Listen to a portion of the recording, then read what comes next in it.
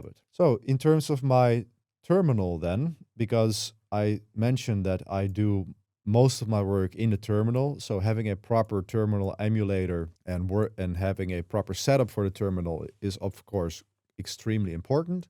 Well, I'm still using Alacrity. I like Alacrity because it's super minimal, it's small, it's fast, it runs on any operating system. And what I also like about it is, again, it's minimal.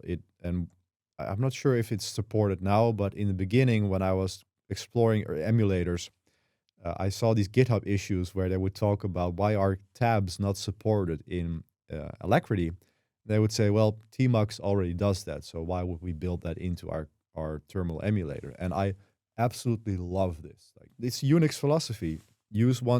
Create a tool to do one thing and to do it well. And in this case, it's emulating a terminal. And you don't need to have tabs in your terminal if you just learn Tmux, which has been around for decades, right? So yeah, that is the one that I still use.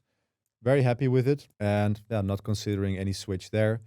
I'm still using Z Shell after I did my time on using just Bash for several years, which you should be doing. If you are watching this as a junior or someone who is interested in becoming a sysadmin, Linux engineer, DevOps engineer, or working with Kubernetes or containers, I strongly suggest, no, actually, you should not use Z Shell at all for your first years. Just use Bash, learn it well, because Bash is the default shell on any Linux system that you're going to run into in the field. Z Shell does a few things differently. And if you're going to be joining a team and they have several VMs, for example, or container images, and then you're going to be demanding that they install Z Shell because that's the shell you use, you're going to be laughed at.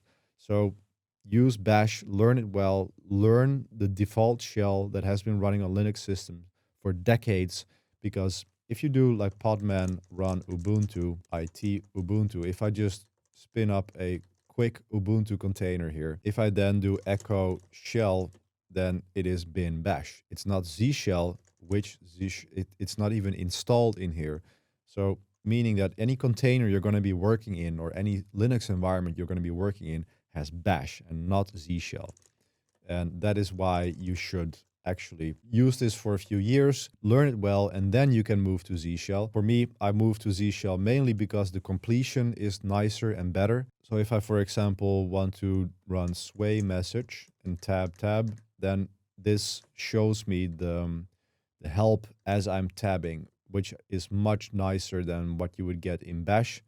There you would just get the output and you can choose, but it doesn't even show these messages here. That is actually the main reason why I switched to Z Shell, because the completion is a little bit better and it makes me a little bit faster on the command line in that sense. But that is the